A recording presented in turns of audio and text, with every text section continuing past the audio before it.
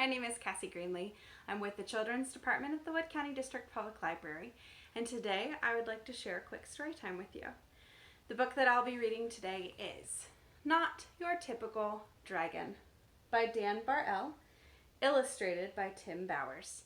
And this book is shared with permission of the publisher, and that is Penguin Random House. Not your typical dragon.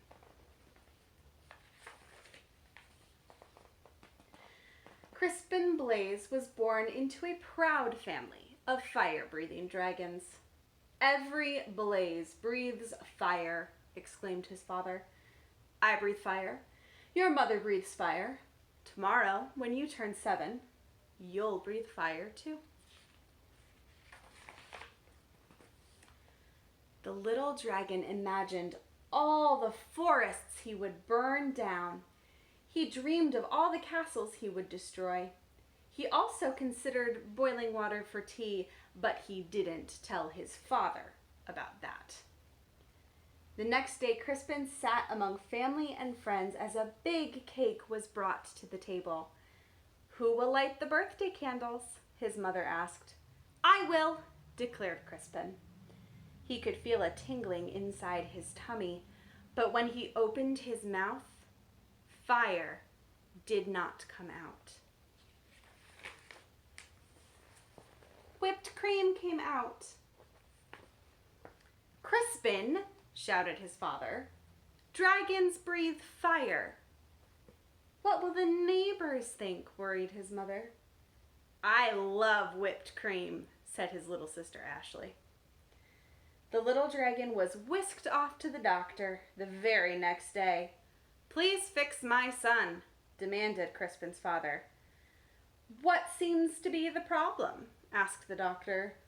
Crispin opened his mouth and breathed, but fire did not come out. Band-Aids came out. "I see," said the doctor gravely. "Dragons should breathe fire," insisted Crispin's father. "We were low on Band-Aids," mumbled the nurse. The doctor sent Crispin home with medicine.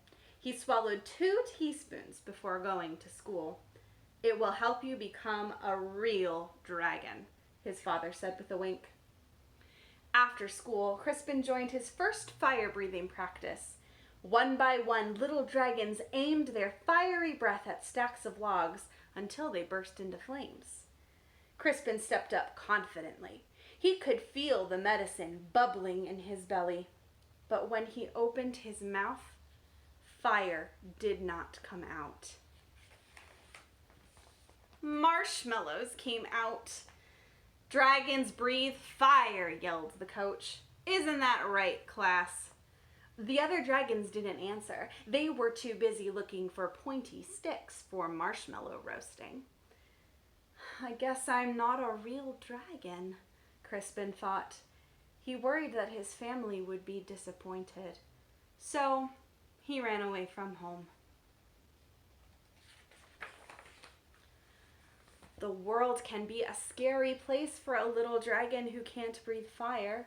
Crispin found a dark cave. "I'll be a fireless dragon all by myself.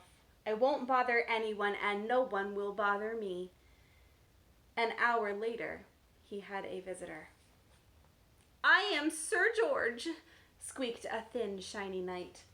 Show yourself, dragon." Crispin shuffled out of his cave. The thin, shiny knight held up a thin, shiny sword. Do your worst, dragon." Crispin opened his mouth, but fire did not come out. Soap bubbles came out. "Don't you breathe fire, dragon?" Crispin shook his head. "I can't." Sir George moaned. "But my father insists that I fight a fire-breathing dragon. It even says here in my book that your typical dragon breathes fire." "I'm not your typical dragon," Crispin explained. Sir George sighed. "I can't go home." "Me neither," Crispin nodded. But then he had an idea. "Maybe your book can tell us what to do. Of course, said Sir George, searching through the pages. It says it's probably just your diet. Sir George fed Crispin spicy curry, scorching chili, and blistering salsa. Crispin opened his mouth, but fire did not come out. Red party streamers came out. At least they're the right color, said Sir George kindly. Sir George searched through the book again. Aha! It says it's probably your attitude. Sir George showed Crispin how to look mean and angry enough to breathe fire.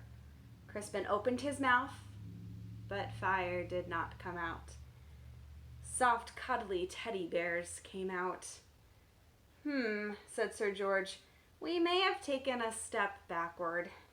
It's no use, Crispin sighed. I'm just not your typical dragon. But Sir George was not ready to give up. Aha! The book says you're too stressed. Sir George made Crispin close his eyes while he described a quiet, relaxing day at the ocean. Do you feel calm? Now imagine 100 shiny knights attacking you. Crispin opened his mouth, but fire did not come out. Beach balls came out. Well, that's just plain weird. Secretly, Sir George was glad that Crispin couldn't breathe fire. He liked the little dragon and didn't want to fight him. Crispin liked the shiny knight too, but he missed his parents. Sir George, it's getting dark. I want to go home. The shiny knight patted him on the back. Don't worry, little dragon. I will take you. Crispin's parents were relieved when he arrived home safely. Sir George was about to say goodbye when they heard a shout. There you are, boy! Why on earth are you playing with a fire-breathing dragon? He's my friend, Father, whispered Sir George. And besides, he doesn't breathe fire. A dragon that doesn't breathe fire? That's the silliest thing I've ever heard, the shiny man laughed. Crispin's father stormed out of the house. My son is not silly. He may not breathe fire, but I certainly do. Crispin's father let out a powerful spray of flames. Do your worst, dragon, declared the shiny man. But then the flames scorched the lawn. That's enough, honey, said Crispin's mother. The flames singed the fence. You've made your point, dear. Now stop showing off, she scolded. Then the flames ignited the roof. Crispin's father panicked. I can't stop breathing fire. You'll burn our house down, cried his mother. You'll burn down the whole neighborhood. Dragons came running from all directions. They knew how to start fires, but no one knew how to stop them. Crispin suddenly felt a tingling in his tummy. He felt a bubbling in his belly. He opened his mouth, but fire did not come out. A gush of water shot out. Crispin aimed the water at his father's flames. He saved his home, and he even saved the shiny man, who wasn't looking so shiny anymore. Hooray for Crispin! Everyone shouted. On Crispin's next birthday, there was a big party. Family and friends came from all over the land. Sir George and his family came too. Lots of dragons were dancing. Crispin stood with his mouth open wide. Fire still did not come out. Music came out instead. Your son, said an old uncle to Crispin's father, he's not your typical dragon, is he? No, replied Crispin's father proudly. My son is something special. And then he jumped up and danced to Crispin's music too. The end. Thank you for joining me for Storytime today.